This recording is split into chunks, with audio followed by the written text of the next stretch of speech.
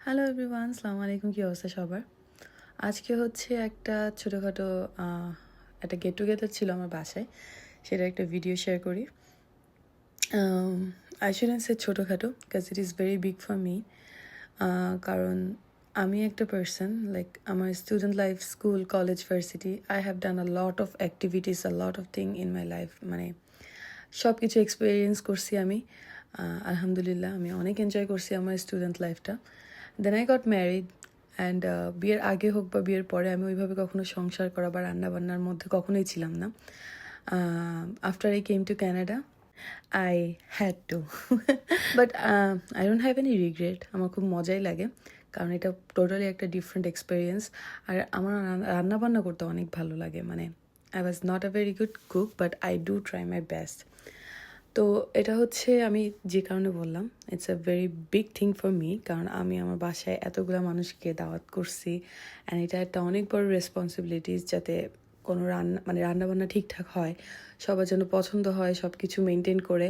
আর আমি অনেক শখ করে রান্নাবান্না করি। মানে আমি যে কোনো কিছু করি আমি অনেক শখ করে করি। আমি চাই এটার আউটপুটটা যেন অনেক ভালো হয়। তো আজকে আমি রান্না করছি হচ্ছে গরু মাংস। এটা আমার একটা সিগনেচার আইটেম, এটা সবার অনেক পছন্দ।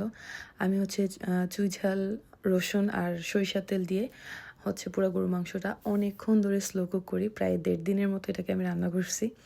অ্যান্ড দেন হচ্ছে নারকেল দুধের মালাইকারি করছি, চিংড়ি মাছের মালাইকারি অ্যান্ড বেগুন ভাজি। আমি টিকিয়া করছিলাম, চিকেন টিকিয়া, কিন্তু আমি ওটা ডিপ ফ্রিজে রাখছিলাম। I don't know what happened. আমি যখন ভাজি করতে গেছি ওটা পুরো ভেঙে ভেঙে গেছে, সো আমি ওটা স্কিপ করছি।